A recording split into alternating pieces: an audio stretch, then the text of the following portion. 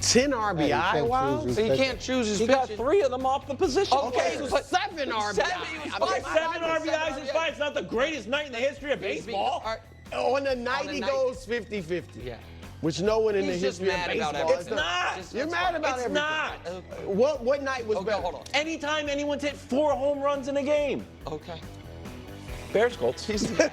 I'm not, but it's 4 home runs in the game is better than 2. Put in the one other Tiger back position. in. Bruce, I you see always that. say let the Tiger out. Put the Tiger back in. Let's talk Caleb. Bears at Colts Sunday at 1. Caleb looking for his first touchdown pass and second win. Here's his numbers so far. Not great. Does anybody have him on dud watch? No.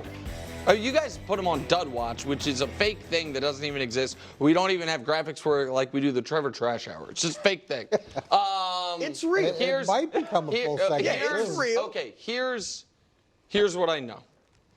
I know that the Chicago Bears are playing a team, and I don't think they'll keep this pace up, Coach, but is on pace to be far and away the worst rush defense in the history of the NFL, and just lost in this last game their best defensive lineman in DeForest Buckner.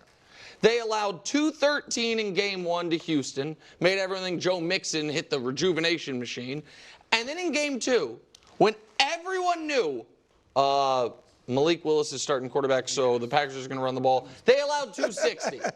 And so, please, to the Chicago Bears, run the ball until they stop you from running it, and then things will be so easy for Caleb.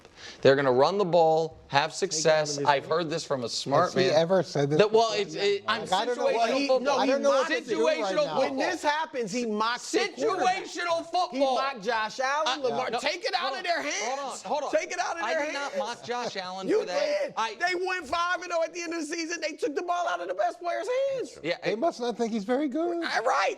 Okay, you go ahead. What should they do? Well, you're right about that. Yeah, no. I Yeah, mean, I know. You're umpire. Watch this stuff. I know I'm right about it. I know I'm right. We all agree. I don't know why I'm getting yelled at. Finally, we should see something from DeAndre Swift, who doesn't look as good now that he doesn't have that Philadelphia line in front of him. But 2 yards of carry for DeAndre. I agree. Support Caleb by giving him a good run game, and then it'll open up. But, Nick, here's where I disagree with you. He is most certainly, Coach, on dud watch until proven otherwise. He's on dud watch until you show us, and I don't think he's a dud career-wise, but, right now he's been a dud. So he's on dud watch until he shows us otherwise. I mean, he's played, couple games? Thank you. 2 games. Right. So he's played a couple games. How long did Jordan Love sit out before he actually had to play his first 3 game? years. Well, he played 1 game, but he was But he got- sat out for 3 Look, So he years. had, great against Philly that he had a long time to mature and see how this whole world operates. Unrealistic expectations coming in, and then he goes in. It's not going very well. I don't know if he is a little arrogant at this point. I'd say the most important thing he can do is control what's under his control, which is all the pre-snap stuff. Let's get rid of that. The false starts, the illegal motion, and the delay games. Take care of that.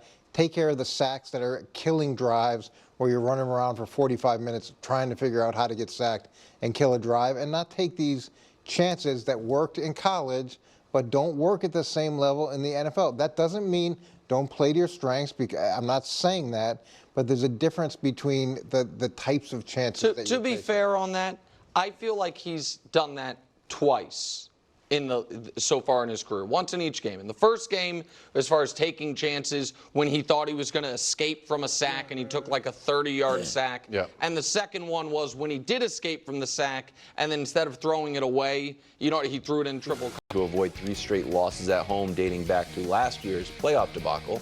Ravens trying to avoid Lamar's first 0-3 start. Here's Dak Prescott.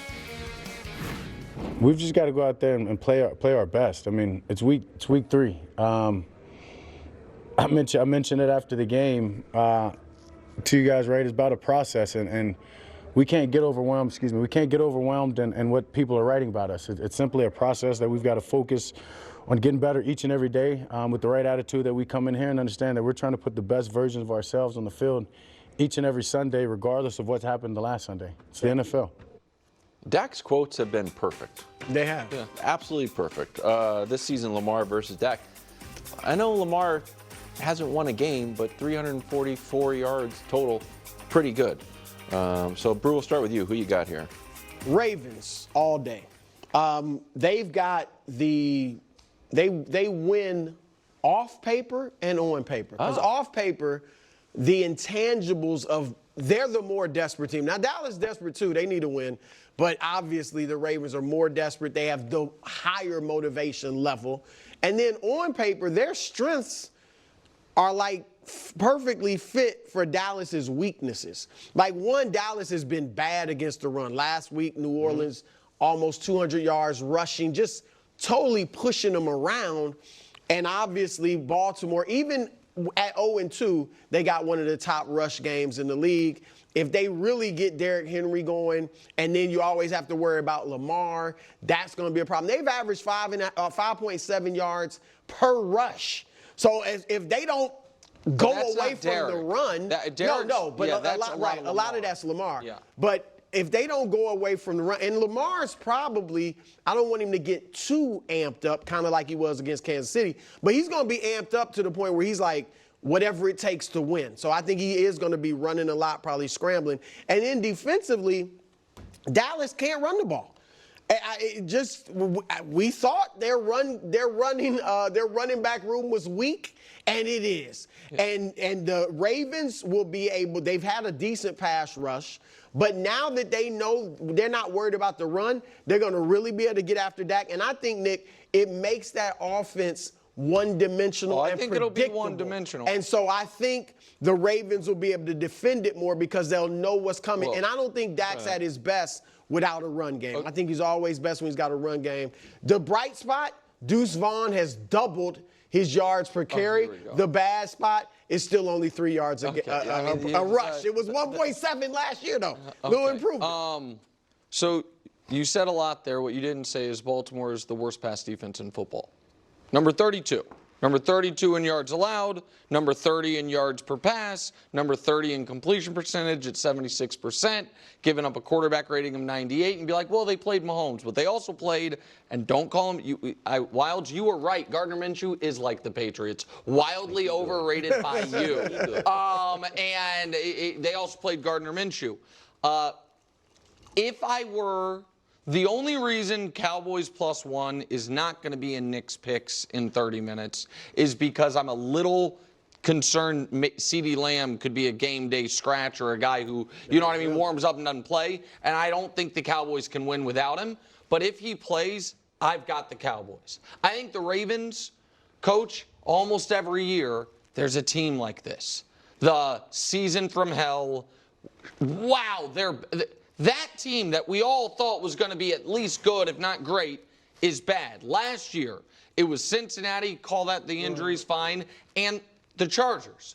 Off a playoff berth, there was Herbert in year 4 or year 3. It was year 4 last year, and they won 5 games. The year before, it was the Packers coming off back-to-back 13 or 12-win seasons. Rodgers 2 MVPs. They win 8 games. And the Rams. Season from hell from them. They won 5 or 6 games. The year before that, it was Cleveland and Baltimore. The year before that, it was Houston and San Francisco. Sometimes that's quarterback injury. Sometimes it's just season from hell. And so I like Dallas in this spot. Derrick Henry has gone for 100 yards once in his last 7 games. He's gone for 100 yards 4 times since the start of last season. Last year he was 4.2 a carry. This year he's 4.2 a carry. So I just think he's still a good back, but I don't think you get the punch that people thought they were getting. 84 against the Raiders. Second half he had 7 yards a carry. Yes, and he ripped off one great run. I understand that. I don't think he's bad. No. I just don't think he is best running back in football type of player anymore. I like Dallas in this spot. Here's what I don't like, and Dak does a good job with press conferences, but I don't even like the fact that he's referencing that guys are listening to what everybody's saying and reading what everybody's saying. That for that to even creep into the locker room or to the mentality of the players, that to me is a problem. And when you hear Lamar talk, he talks about trying to get the problems fixed, and there's an accountability element to it. You hear Micah talk, and it's like, well, not everybody gave 100% effort. Not everybody gave 100% effort in the home opener. We're not talking about week 12 or 14.